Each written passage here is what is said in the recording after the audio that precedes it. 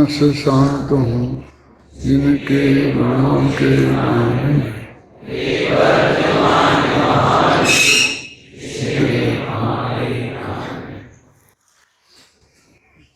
गाथा नंबर 168।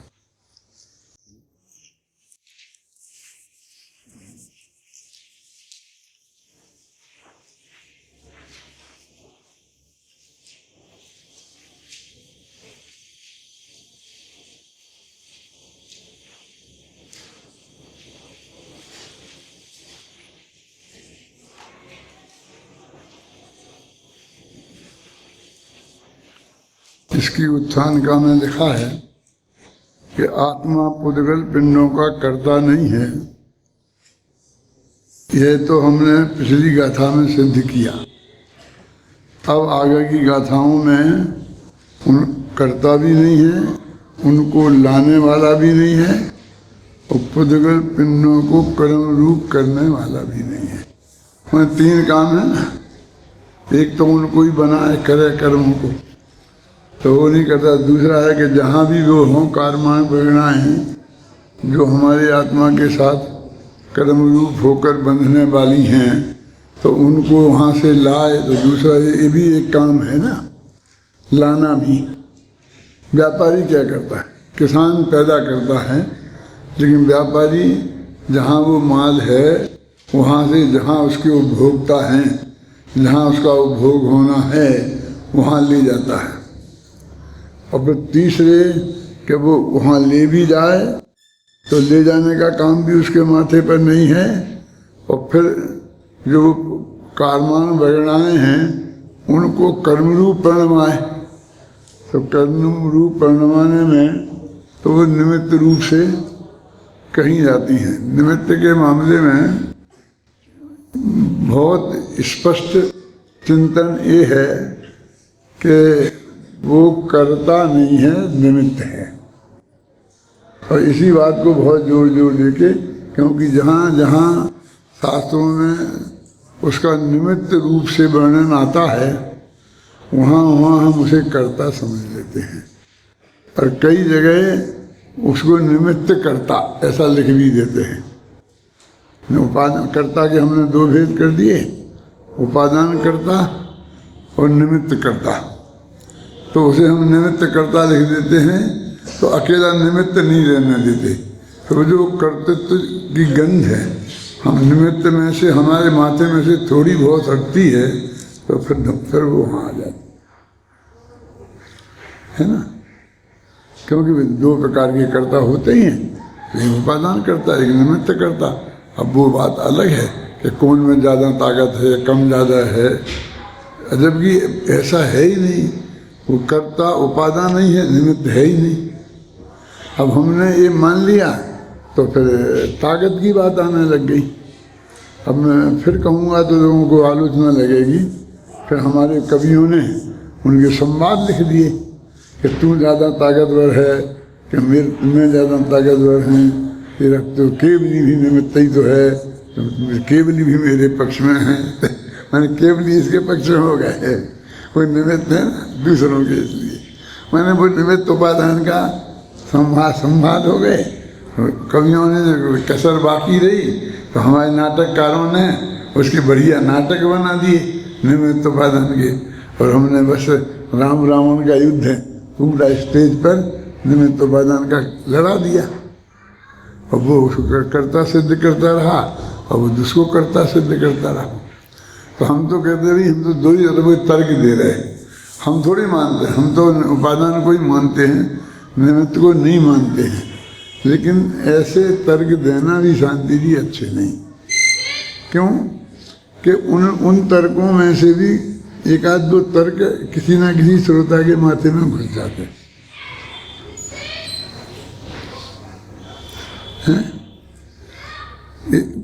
आप बताओ कि आप तो सब बता दो अपने जो खाने की चीज़ें हैं ना घर में, कि इसमें ये दोष है, इसमें एक गुण है, इसमें ये दोष है, एक गुण है, और फिर बच्चों को विवेक से निर्णय करने दो। तो मैं कहता हूँ कि ये बताओ, लेकिन वो भक्ष्य ही पदार्थों में बताओ, फिर तो तुम अभक्ष पदार्थों के साथ तुलना करें। फिर माँ से हिस्से भी करने लग जाओगे। आया समझ में? माने उनमें कुछ तर्क ऐसे भी आ जाएंगे कि जो किसी भी कीमत पर यदि हमारे दिमाग में आ गए हैं तो हमें दूसरे के दिमाग में जाएं ऐसी कोशिश नहीं करनी चाहिए। एक उदाहरण मैं यहाँ देता हूँ आपको, और आपकी ज़िंदगी में काम का भी है। इसलिए यहीं जयपुर में ही हॉस्पिटल में जो है ना, सवाई मानसिंह हॉस्पिटल, तो सामने मेडिकल कॉलेज है, तो एक बहुत बड़ा सेमिनार हुआ था शाकाहार पर।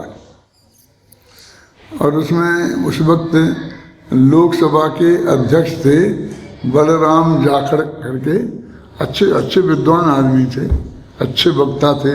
वो जाखड़ नाम ऐसा लगता है ना, लट्ठ छाप, ऐसा कोई जाट होगा लट्ठ छाप, लेकिन वो मतलब सुसभ्य अच्छे आदमी थे। लोकसभा के अध्यक्ष बने थे ना आखिर, तो वो अध्यक्ष थे। और मेडिकल कॉलेज के बहुत से डॉक्टर उसमें वक्ता थे, और मैं भी था एक वक्ता। और एक डॉक्टर अस्पताल में अभी भी होंगे, उनका नाम ललित जैन, ललित जो भी होगा, ललित नाम था। उनके पिताजी का नाम था, वो बहुत बड़े वैज्ञानिक थे, गणित के बहुत बड़े वैज्ञानिक थे, और उनको शायद राष्ट्रपति पुरस्कार बहुत बड़ा मिला था। क्या नाम था? यू क्या कोई संस्था होती है ना बहुत बड़ी, विश्वविद्यालय अनुदान आयोग, उसके वो अध्यक्ष थे, कोठारी। ये भी ललित कोठारी थे और वे भी कोठारी थे, विज्ञान चंद्र जैसा कुछ नाम था। वो बहुत बड़े वैज्ञानिक थे, कोठारी नाम था, श्वेतांबर जैन थे, बहुत अच्छे आदमी थे।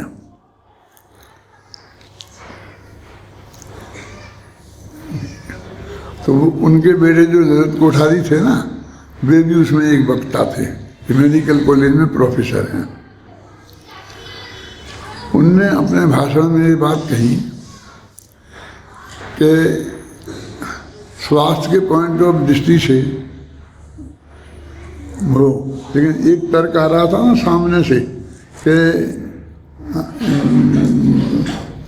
शाकाहारी भोजन में हम 20 चीज़ें इकट्ठी करते हैं तब मुश्किल से प्रॉपर डाइट बनती है, क्योंकि हमको विटामिन सी मिलेगा आंवले में, फिर विटामिन बी कम्प्लेक्स मिलेगा दूसरी चीज़ में, फिर प्रोटीन मिलेगा दूध में, फिर कई चीज़ें अलग अलग तो वो मिलेंगी। और यहाँ तक कि वो कहेंगे कि विटामिन डी चाहिए तो धूप में घूमा। मतलब इतना श्रम साध्य है प्रॉपर डाइट जुटाना। इसलिए जो शाकाहारी लोग हैं वो उनको विटामिन की कमी रह ही जाती है, और उस दृष्टि से वे अस्वस्थ रहते हैं, और फिर उन्हें विटामिन की गोलियां खानी पड़ती है।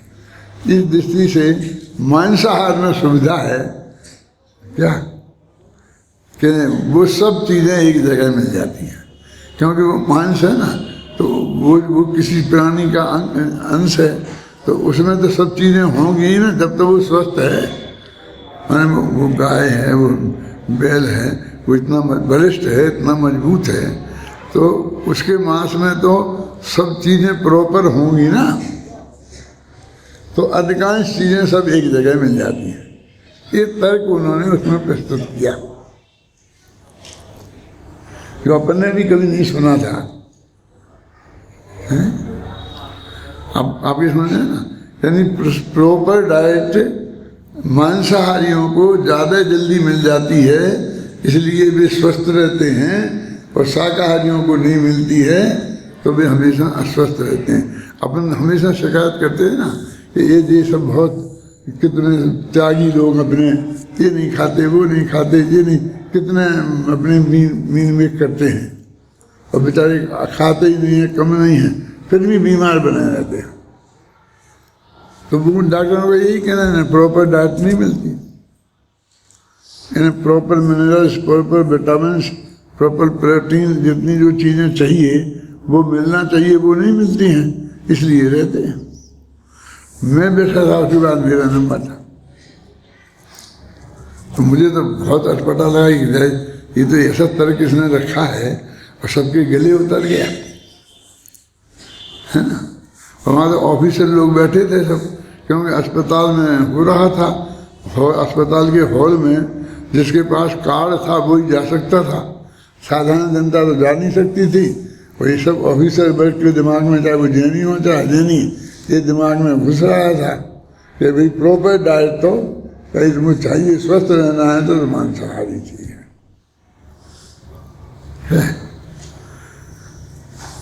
मैंने यहाँ से शुरू किया, ये तुम्हारे काम का भी है, इसलिए तुम्हें बहुत जरूरी है कि ये शाकाहार सम्मेलन हो रहा है कि ये आहार सम्मेलन हो रहा है, प्रॉपर डाइट सम्मेलन हो रहा है क्या, कि भोजन के लिए प्रॉपर डाइट क्या है, इसके बारे में ये सेमिनार बुलाया है कि हमारा देश शाकाहारी देश है और शाकाहार हमारे देश के नेचर से बिल्कुल सही है और उसको प्रोत्साहित करने के लिए ये बुलाया है।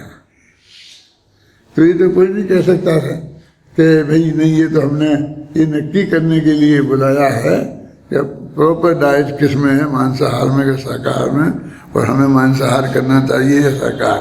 ये कह नहीं सकते हैं, ऐसे मानने वाले लोग हो सकते हैं, लेकिन ऐसा कोई सम्मेलन आज तक हमने नहीं सुना कि जिसमें मांसाहार सम्मेलन हो, कि जिसमें मांसाहार के गुण बताए जाएं। ऐसा कोई सम्मेलन अपने में नहीं आया, मांसाहारियों में होते होंगे। यहाँ तो शाकाहार सम्मेलन तो बहुत होते देखे। तो यदि ऐसा है कि 25 चीज़ें हम जुटाएं तब हमारा प्रॉपर डाइट होती है शाकाहारियों की, तो ये अच्छी बात है, ये सौभाग्य है हमारा कि मांसाहारी को एक जगह ही सब मिल जाती है ना, तो सारी जिंदगी वही एक चीज़ खाते खाते आदमी ऊब जाता है। बढ़िया से बढ़िया चीज़ हो ना, फिर 2 दिन खाओ तो तीसरे दिन नहीं रहे। अभी कहते थे ये दाल तो कल बनी थी, ये सब्जी तो कल ही बनी थी। और गुरुदेव कांजी स्वामी श्रीमद आयतन, और तीसरा मेरे को भी गिन लो, घबराना नहीं, कोई मैं बहुत अच्छे काम के लिए नहीं कह रहा हूँ कि लौकी की खाली 6 महीना तक चलती रहे तो हम लोगों को कोई फर्क नहीं पड़ता। गुरुदेव की भी रोजी ना वही लौकी, श्रीमद की भी, लेकिन लोगों को जो सोए अलग हो, शाम को अलग हो, आज अलग हो, कई अलग चाहिए। लेकिन हम जैसे लोग भी कभी कभी तो उब ही जाते हैं ना, है? तो इसलिए मांसाहारियों को खाने में विविधता नहीं है। मैंने क्या तर्क दिया? और हमारे शाकाहारियों में विविधता है क्या, कि आज ये, कल ये, परसों ये, 6 रस्सियाँ हैं, एक दिन घी छोड़ो, एक दिन नमक छोड़ो, एक दिन ये खाओ, तो हमारी सब पूर्ति हम करते हैं। और फिर हमारे चटनी भी है, फिर कड़वी चीज़ भी है, करेला भी हम खाते हैं, इसके बाद में हम खट्टी भी खाते हैं, मीठी भी खाते हैं, सब तरह के रस हमको चखने को मिलते हैं। उतनी चीज़ों के मिलाने से वहाँ प्रॉपर डाइट बनती है क्या, और यहाँ हमारी भोजन की विविधता आ जाती है, इसलिए हमारे भोजन में रोजीना मजा बना रहता है। तालियां पिटी बहुत। मैंने कहा यदि वही परिस्थिति है हमारे विरुद्ध है तो हमें वो तर्क खोजना है कैलाश जी जो हमारे शाकाहार को प्रोत्साहित करें। हमको वही तर्क प्रस्तुत करना है, हमको ये तर्क प्रस्तुत करना ही नहीं है कि प्रॉपर एक जगह सब मिल गया। तो आप तो बता रहे हो, अरे हमारे पास उसका काट मौजूद है तब बता रहे, यदि काट मौजूद नहीं होती तो हम नहीं बताते। वो बता दें कि हम अभिमन्यु जैसी बेवकूफ़ी नहीं करते कि वो क्या किया, चक्कर तोड़ तो दिया, घुस तो गए, फिर निकलने की विधि मालूम नहीं है। जब निकलने की विधि मालूम हो तो हमने वो तर्क रखा, तो उस तर्क को उसी मजबूती से काटा तो उसमें आनंद आया ना, वो बात गले उतरी। तो नहीं रखना रखना ये तो अपने विवेक पर निर्भर करेगा, कहाँ रखना है कहाँ नहीं रखना, किस परिस्थितियों में रखना। फिर हमने दूसरी बात कही कि अभी ये जो प्रॉपर डाइट है ना, ये बन तो जाएंगी। तो उनने तर्क दिया था कि हिंदुस्तान में क्या है, वो किसान एक रोटी लेगा बाजरा की, ज्वार की, कोई ऐसी मोटी मोटी, समझे ना, और वो क्या चीज, लहसुन रख करके, एक मिर्ची रख करके वो खा लेगा बस। तो उसको क्या प्रॉपर डाइट मिलेगी, उसे क्या विटामिन मिलेंगे, उसे क्या मिनरल्स मिलेगा, उसे क्या फैट चिकनाई मिलेगी, क्या प्रोटीन मिलेगा, उसे कुछ नहीं मिलता। हिंदुस्तान की तो ये पोजीशन है। तो मैंने कहा कि देखो जमाना बहुत तेजी से बदल रहा है, उस वक्त दिया कहा था मैंने उस भाषण में। और अब लड़का और लड़की दोनों ही काम करते हैं ऑफिस में। अब रसोई में कोई काम नहीं करना चाहता। पहले जमाने में सगाई के लिए लड़की को देखने जाते थे तो पूछते थे चाय बनाना आता है, तो ये रोटी बनाना आता है, दाल बनाना आता है, हैं? आज कोई नहीं पूछता, और कोई पूछता है तो ऐसी लड़कियां पैदा हो गई हैं। क्या करना, आपको रसोई चाहिए है, हमारे यहाँ आती है एक शाम को, वो बहुत अच्छी है, आप उससे बात कर लो। क्या समझे, आप रसोई को खोजने आए हो कि आपको बहू चाहिए, क्यों? यहाँ रसोईया नहीं है, ये कोई रसोईया की नौकरी करने की इंटरव्यू देने नहीं आई हूं मैं, जो आप मेरे से ये बातें पूछती हैं। मुझे कुछ नहीं आता, बोलिए क्या करना है आपको? रोटी मेरी बेटी रोटी कैसे खाओगी, क्या खाओगी? नौकर नहीं रखेंगे, नौकर रखेंगे। मैं कहिए रसोइये बहुत मिलते हैं, रसोइये नहीं, कौन रसोइये? जेंट्स, और जेंट्स रसोइये बहुत मिलते हैं, किसी महिला को क्यों हम परेशान करेंगे? हा? हमारे घर में कोई रसोइया रोटी बनाएगा, हम जो हमसे शादी करेगा ना, उसे रसोइये की बनी रोटी खाने की आदत डालनी पड़ेगी। और रसोइये बहुत अच्छे अच्छे बनते हैं, ट्रेन अच्छे बहुओं से भी अच्छे खाना बनाते हैं। मेरे कहने का अर्थ ये है कि वो दोनों काम करेंगे तो घर में रसोई कोई नहीं बनाएगा। तो इसलिए बाजार में वो डब्बा बंद भोजन, क्या बोलते उसे, डिब्बा बंद भोजन आता है ना, जो भी नाम हो, मुझे ज़्यादा आते नहीं हैं, तो वो डिब्बा बंद भोजन मिलेगा और वो सब खरीद के खाएंगे।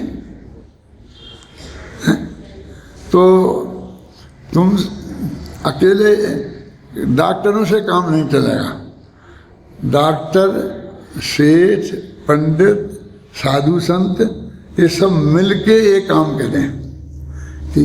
साधु संत से क्या कराओगे, घबराओ नहीं। डॉक्टर लोग ऐसे फार्मूले निकालें जो प्रॉपर डाइट हो, वो 25 चीज़ें मिली हों उसमें, जिन 25 चीज़ों से हमारी प्रॉपर डाइट बनती है, वे 25 चीज़ों का मिलाकर एक बहुत बढ़िया प्रोडक्ट बनाए जो बहुत स्वादिष्ट हो, स्वास्थ्यकर हो, सब चीज़ें मिल जाएं और सब लोगों को आसानी से पच जाए और एक भी चीज़ हिंसक नहीं हो।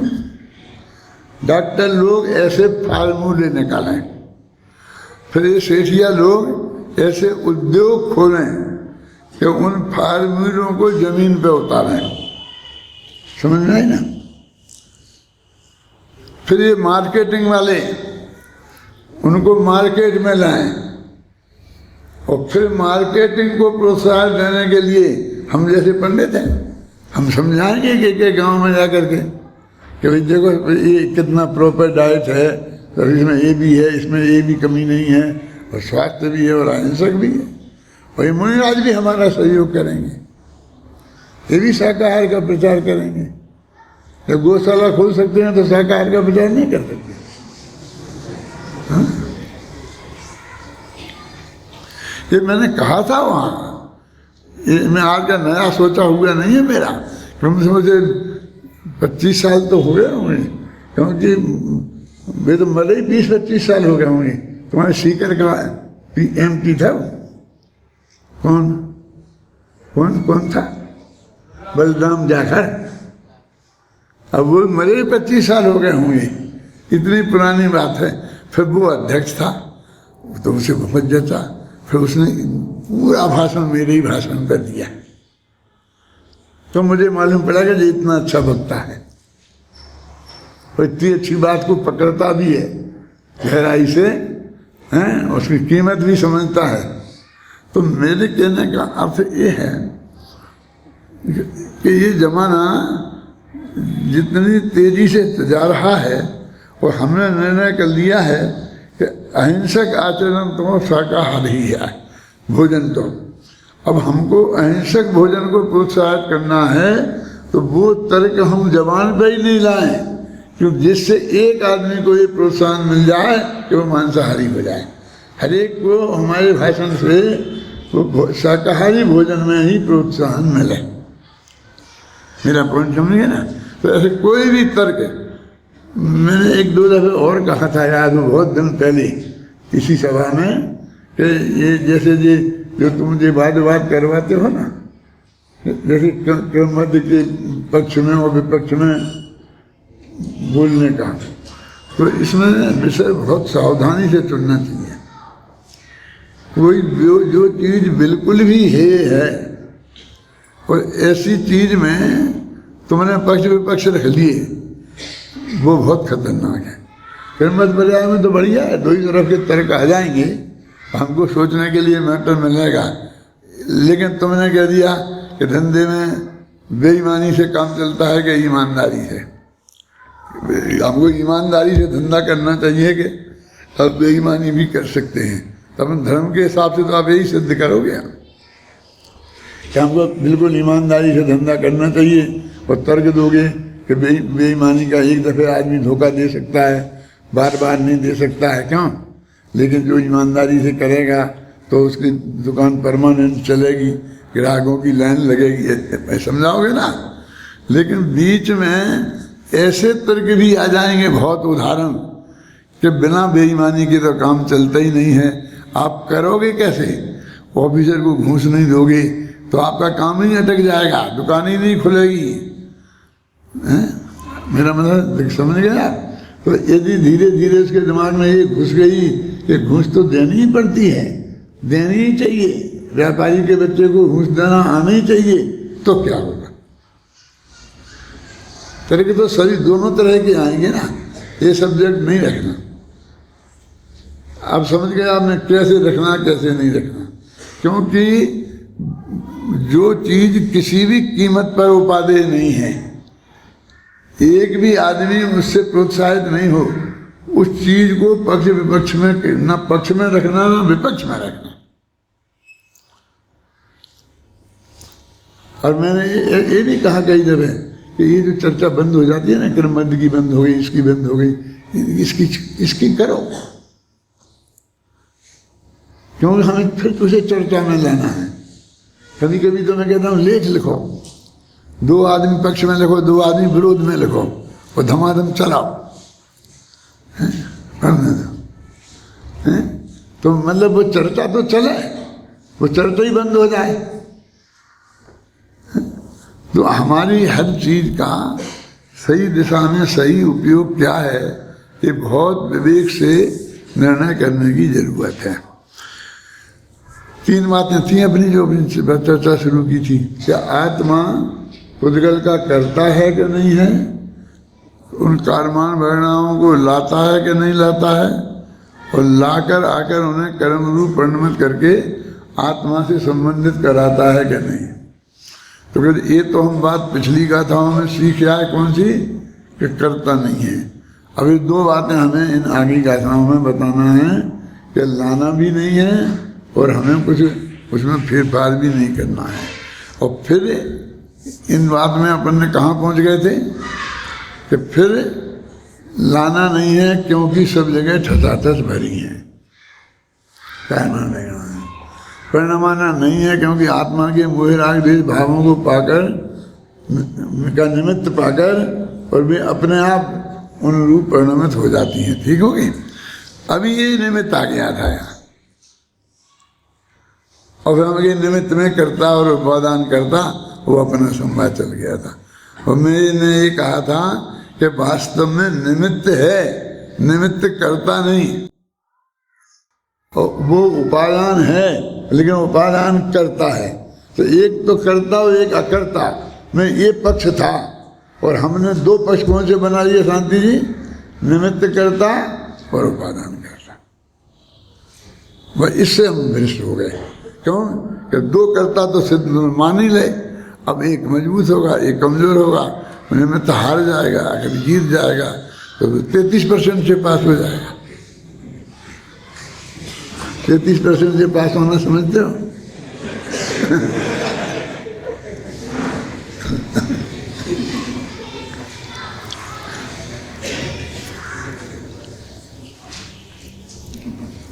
माने ये पक्ष ही नहीं है, समझे? हमको वो पक्ष किसी कीमत पर स्वीकृत ही नहीं करना है।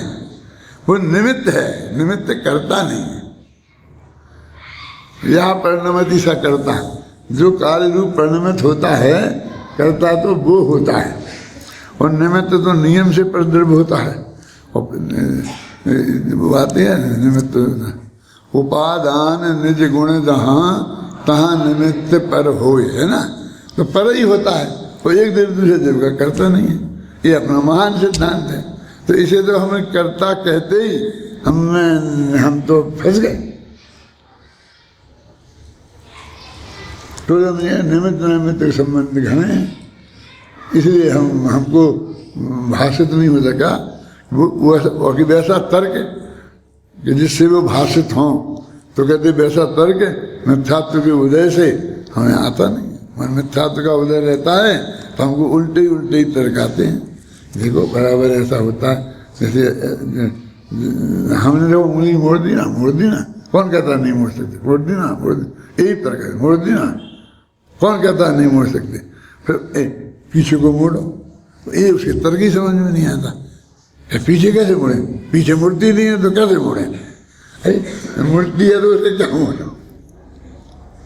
समझ में है ना?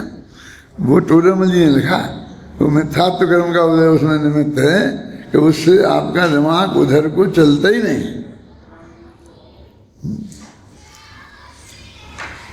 जैसे हम कहते हैं कि भाई जो बच्चा पैदा हुआ है वो अपनी योग्यता से बनेगा, डॉक्टर बनना हो तो डॉक्टर बनेगा, इंजीनियर बनना तो इंजीनियर बनेगा, पंडित बनना तो पंडित बनेगा।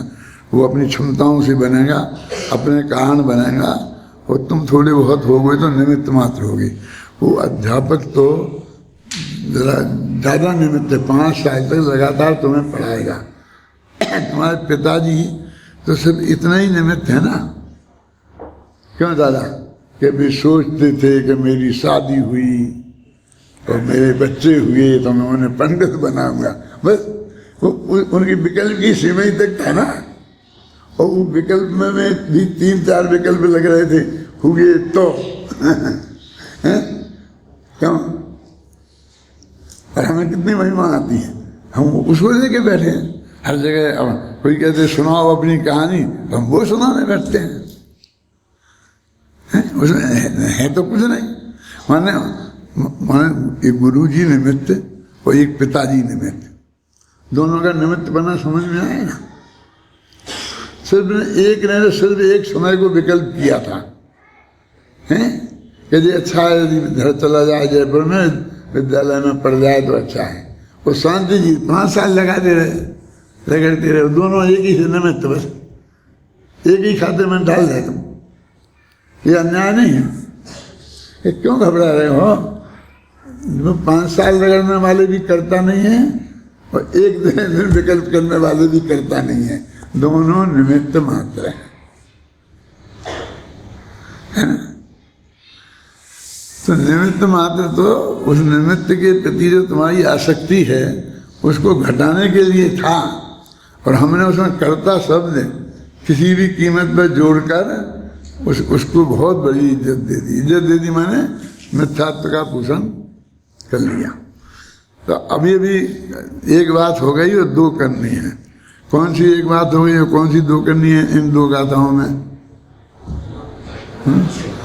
किसी पीछे वाले से पूछो कि तुमको बताओगी। मैं ये जानना चाहता हूँ कि आपको जो यहाँ ये बैठने के लिए सीट दी गई है, तो ये शांति जी ने नक्की की है कि आप ही लोगों ने नक्की करते हैं? मुझको घबराना नहीं है, उससे कोई दंड कुछ नहीं है, लेकिन मुझे जानना है। इसलिए जानना है कि आपने इस सीट को चुना है, इसमें आपका कुछ योगदान है कि आपने तो सिर्फ आज्ञा का पालन किया है। तो यदि आपने खुद चुनी हो वो सीट, तो मैं आपकी रुचि को देखूं उसमें, तो आप रुचि से इधर आगे बैठते हैं, तत्व की बात सुनने का आपको बहुत प्रेम है। क्योंकि मेरी ज़्यादा निगाह यहीं पड़ी रहती है ना, सहज ही, वो पीछे को जाती ही नहीं है।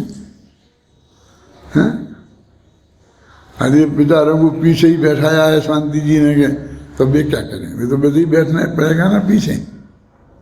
मैं इसलिए जानना चाहता था कि मैं ये समझ रहा हूँ कि तुम बहुत अच्छी रुचि वाले हो, तो ये सच्ची बात है कि सच्ची नहीं है, ये मेरी समझ में ही जानना चाहता था, है ना। क्योंकि पहले जो लोग बैठते थे, फिर बस घर के 2-3 लड़के थे लंबे लंबे, तो वे बैठते थे। अब तुम लोग बैठने लग गए हो, तो वो शास्त्री के फाइनल ऐसे ऐसे आते जाते हैं कि तुम लोगों की रुचि है, इसलिए ही तुम आगे बैठते हो। अभी गाथाएं पढ़ो भाई।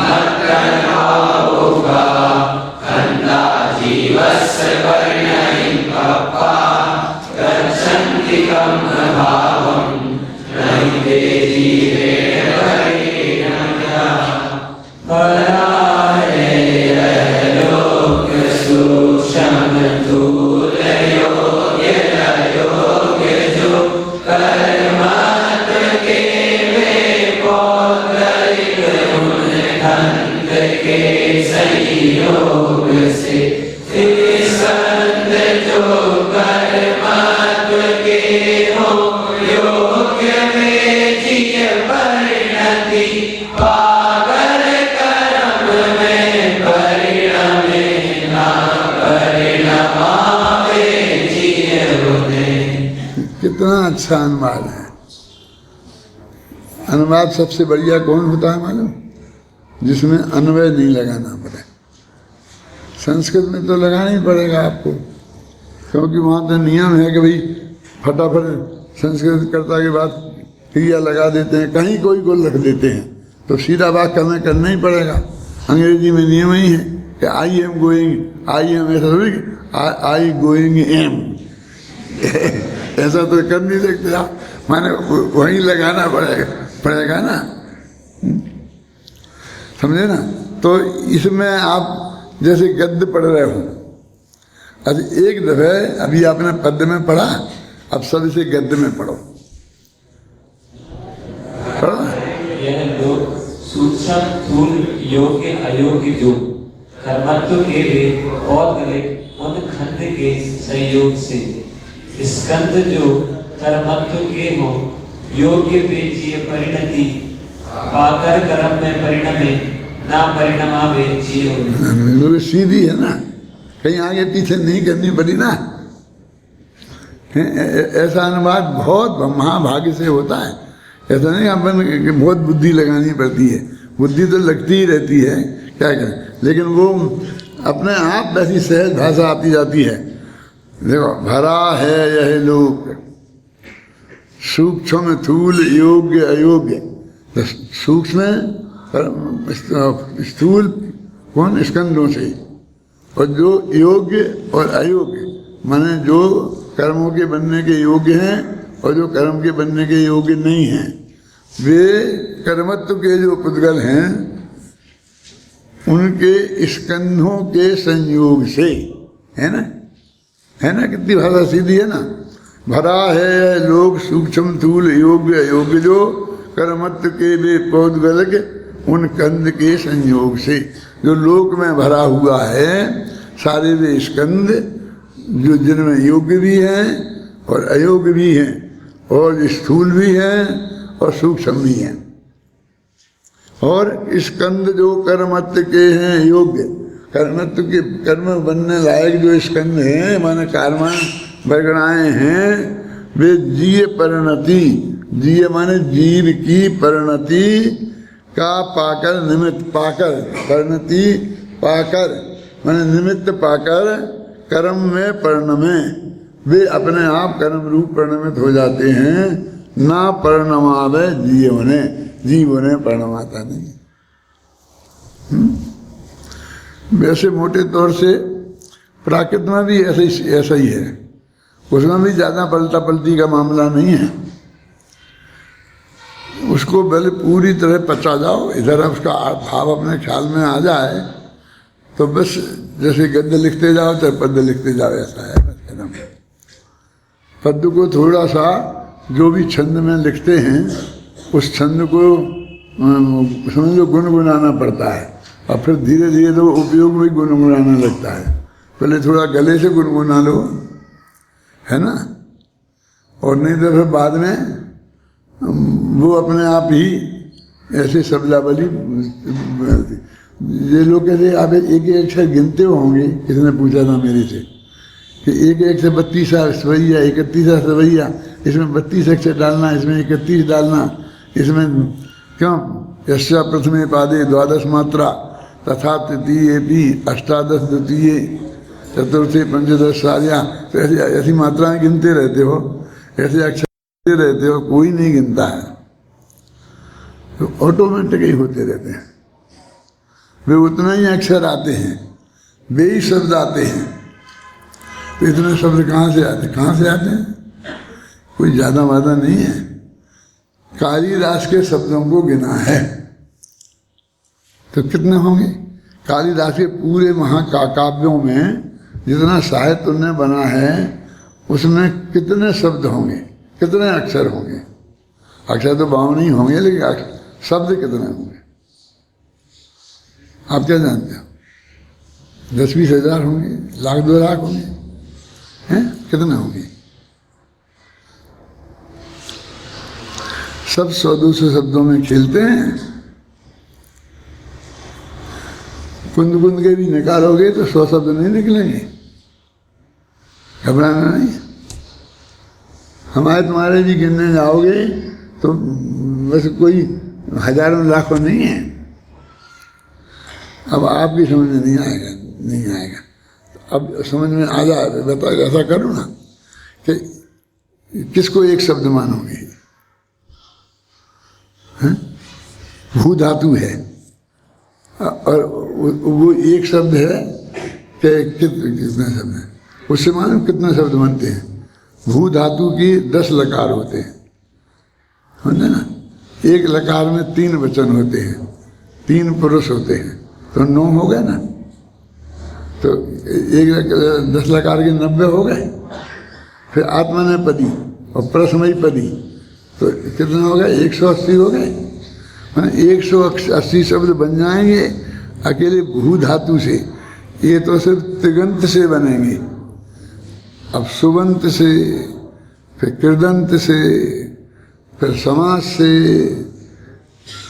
आप समझे ना। फिर इसमें स्त्री प्रत्यय जोड़ो, उनसे हजारों शब्द एक के बन जाते हैं और उसको एक गिना जाता है। अब आपको निकालना 100 अक्षर भी, शब्द भी हमारे निकालना आपको भारी पड़ेंगे।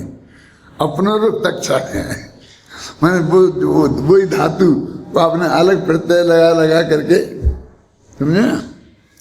प्रत्यय और उपसर्ग लगते हैं ना, ये तो प्रत्यय बताए, फिर उपसर्ग लगते हैं, जैसे प्रा उपसर्ग लग गया, पर उपसर्ग लग गया, ये लगते हैं ना। जो शुरू में लगते हैं वो उपसर्ग कहलाते हैं, अंत में लगते हैं वो प्रत्यय कहलाते हैं। उपसर्गों से धातु का अर्थ बदल जाता है, प्रत्ययों से अर्थ नहीं बदलता है, लेकिन वो एक वचन, बहुवचन, उत्तम, इस तरह की चीज़ें होती हैं जो आप व्याकरण पढ़ोगे तो आएगा। मेरे को कोई ज़्यादा व्याकरण आता नहीं है, पर इतना मैं जानता हूँ कि इस तरह के शब्द बन जाते हैं। बस जितना जानता हूँ उतना ही बता देता हूँ, बस कहता हूँ, ज़्यादा नहीं आता मुझे। तो फिर क्या कह रहे थे अपन कि वो कह रहा है कि लोक में जो कारमान भर रहे हैं, खचाखच भरी हुई हैं, वे पुद्गल के परमाणुओं के स्कंद हैं।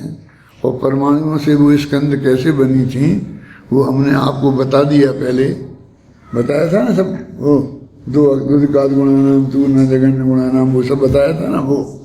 और अब वे कारमान भरनाए हैं, मन तो अपने आप गई, जीव तो उसमें मात निमित्त हो गया, नहीं तो जीव को कर्तृत्व का बोझा जीव के माथे नहीं है।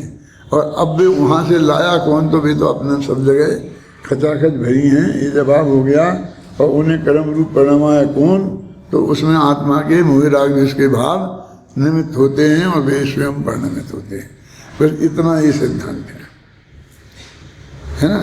ये गाथाओं का वही अर्थ है जो मैंने बताया ना। क्या अर्थ है वो समझ में आया ना पूरा। अब मैं टीका पढ़ूंगा, इसका भी यही अर्थ है। दो चार तर्क और दो चार युक्तियाँ लगा दी हैं, आपको बता देते हैं। देखो,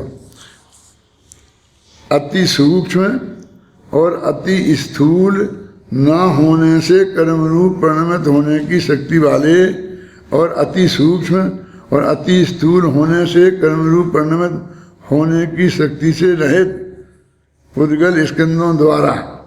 अब इनमें वो पुद्गल के स्कंद हैं, वे कर्म रूप परिणमित की शक्ति से संपन्न हैं, कि कर्म रूप परिणमित होने की शक्ति से संपन्न नहीं है। ऐसे दो प्रकार के होते हैं, वो उनकी उनने बात बता दी। उससे कोई हमको जरूरत नहीं, हम तो इतने कहें ऐसे पुद्गल स्कंदों द्वारा। हम पुद्गल स्कंदों द्वारा इतना ही बोलें तो भी काम चलता है। ये तो पुद्गल स्कंदों के विशेषण हैं। कैसे कि अति सूक्ष्म, अति स्थूल। अपन कहते हैं ना, देखो भाई, बिल्कुल छोटी ना हो, बहुत बड़ी ना हो। जैसे अपने एक आँख से देखने में आते हैं ना, जैसे ये किताब है, तो अपन को आँख से देखने में आई। यदि ये अति सूक्ष्म होती, इतनी छोटी होती कि हमारी आँख से दिखती ही नहीं, समझिए ना, कि दूर दूर होती जाए तो दिखती नहीं है ना, तब वो इतनी बड़ी होवे कि हमारे आँख के घेरे में ही नहीं आए। ये प्रवचनसार दिखे तो नीचे नाम नहीं दिखे, नाम दिखे तो प्रवचनसार नहीं दिखा। ऐसा कहीं तुम्हारे हुआ है? कहीं हुआ है ऐसा कि नहीं तुम्हारे साथ? अरे बाहुबली में नहीं, बड़ी मूर्ति होती है तो ऊपर देखते हैं तो नीचे नहीं दिखती है, नीचे देखते हैं तो ऊपर नहीं दिखती है। यदि वो पूरी देखना है तो दूर जाओ, बहुत बहुत पीछे होते जाओ। जब वो आँख के उसमें आएगी तो उनने सामने दीवार खड़ी कर दी, वहाँ अपने मंदिर बना दिया, तुम्हारी आड़ आ गई तो नहीं देखेगी। तो पूरी मूर्ति तुम एक साथ देख भी नहीं सकोगे।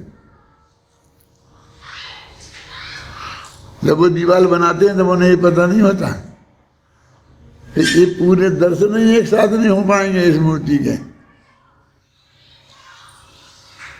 ये जो अपने बड़े बड़े मंदिर हैं, अपने छोटे छोटे दरवाजे मंदिर खंड में है ना, और अंदर बहुत बड़ी बड़ी मूर्तियां हैं, तो उसमें अंदर घुस के जाते हैं और बाहर से तो दर्शन होते ही नहीं, बंद है। अब उसमें जब ऊपर को देखें तो नीचे नहीं दिखते, नीचे देखें तो ऊपर नहीं दिखते। अब नहीं दिखे तो हमें कोई तकलीफ नहीं है, लेकिन दिक्कत तो है कि फोटो नहीं आती पूरी हमारे साथ।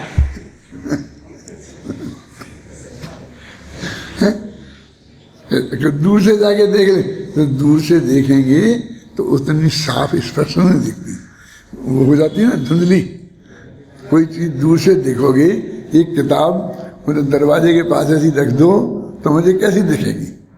तो यदि मूर्ति भी इतनी दूर होगी तो उतनी धुंधली दिखेगी ना। तो वो पूरी तरह से नहीं दिख रही, तो वो जो मूर्ति बनाने के समय भी हमको ये ध्यान रखना चाहिए, हम बड़ी बड़ी बड़ी बड़ी, जब जोम चढ़ता है बड़ी बन का ना, तो बड़ी से बड़ी बड़ी से बड़ी तो चलाते जाते हैं। जो हमारी आँख के घेरे में आए, जितनी दूर से हमें सहज दिखती है उतनी बनाना चाहिए। एक किताब ऐसी छपानी चाहिए ना कि उतना ही मोटे अक्षर, बहुत बारीक छपा दें वो तुम्हारे उसमें आ जाते ना, तो देख नहीं पाते फोन में बहुत बारीक अक्षर आ गए तो, और अब इतनी दूर से ऐसे रहेगा तो ऐसे अक्षर दिखना चाहिए। इतने बड़े बड़े हो जाएंगे तो भी कोई मतलब नहीं, और बहुत छोटे हो जाएं तो भी मतलब नहीं। हमारे जो आँख के घेरे में आए उस हिसाब से दिखनी चाहिए ना। तो वही बात इसमें लिखी है, देखो क्या लिखी, फिर पढ़ता हूँ इसे। अति सूक्ष्म और अति स्थूल ना होने से, ये होने से नहीं है। वे पुद्गल परमाणु, वे परमाणु तो सूक्ष्म ही हैं, वे पुद्गल स्कंद कारमान वर्णा, ना तो वे अति सूक्ष्म हैं और ना वे अति स्थूल हैं, तो वे कर्म रूप परिणमित होने की शक्ति वाले। क्या अति सूक्ष्म और अति स्थूल ना होने से ऐसे नहीं है, अति सूक्ष्म नहीं है और अति स्थूल नहीं है, माने मध्यम क्वालिटी के हैं, इसलिए ऐसी शक्ति वाले से। और अति सूक्ष्म अति स्थूल होने से कर्म रूप परिणमित होने की शक्ति से रहित। यदि अति स्थूल होते, अति सूक्ष्म होते तो वे कर्म रूप परिणमित नहीं हो पाते। पुद्गल स्कंदों द्वारा, अब अकेला ये तो इसके विशेषण हैं पुद्गल स्कंदों के, अब ये बात खत्म हो गई। अब तो इनके द्वारा अवगाह की विशेषता के कारण, अब ये बाधा किए बिना, अब एक दूसरे में जाते ना, बाधा नहीं पहुंचाते हैं, क्या क्या बोलते हो शब्द, अप्रतिघाते। सूक्ष्म पुद्गल परमाणु ऐसे भी होते हैं ना, एक दूसरे का प्रतिघात नहीं करते। जैसे कांच है, अब कांच बिल्कुल ठोस है, इतना मजबूत है कि वज्र की चोट मारो तो भी नहीं टूटे, समझे ना। वो स्फटिक मणि भी ऐसा मजबूत हो और पारदर्शी है, पार चला जाता है, दिखता है, आँख को दिख जाता है। और अब दो वो सूक्ष्म है क्या स्थूल है, वो पारदर्शी है क्या अपारदर्शी, बाहर जा नहीं जा सकता, माने स्पर्श नहीं जा सकती उसकी, लेकिन आँख से देख सकता है, माने आँख देखने में आ सकती है। ऐसे सर्व प्रदेशों से लोग ठसाठस भरा हुआ है, माने अपन कहते तुम घबराओ मत, जैसे प्रदेश कारमान बनाए तुम्हारे आत्मा के साथ चाहिए, जैसे नो कर्म, जैसे पुद्गल परमाणु चाहिए, सब यहीं मौजूद हैं। अभी अपन थोड़ा उससे समझे विवेक से कि इस देश में गेहूं पंजाब में बहुत अच्छा होता है, और केले भुसावल में होते हैं, और संतरे नागपुर में होते हैं। क्या नागपुर वाले संतरा के रस में पीते रहते होंगे, भुसावल वाले केले खाते रहते होंगे। तो कहते कोई घबराओ नहीं, सारे देश में सब है। जितने केले जयपुर वालों को चाहिए उतने सुबह आ जाते हैं और शाम तक खत्म हो जाते हैं। ऐसा नहीं है नागपुर वालों को ही केले खाने को मिलते हो। मतलब अपने कहते हैं सब जितने जो योग हैं वो सब जगह उपलब्ध है। अब वो तो कहते हैं पैसा चाहिए, पैसा हाथ में हो तो सब जगह सब चीज मिलती है, ऐसा बोलते ना। ऐसे ही कहते हैं कि तुम्हारे कर्म में राग द्वेष होना चाहिए तुम में, फिर सारे कारमान बढ़ाएं सब तरह की सब जगह आपको उपलब्ध है, और बिल्कुल बिना मेहनत के सहज भाव से तुम्हारे उन राग द्वेष का निमित्त पाकर तुमको आराम से चेंट जाएंगे। ये शब्द में उपयोग नहीं करना चाहता हूँ, फिर तो अच्छा नहीं है ना, वो आराम से आपको उपलब्ध हो जाएंगे। ये बात इन गाथाओं में बताई गई है, बताई जा रही है शेष कल।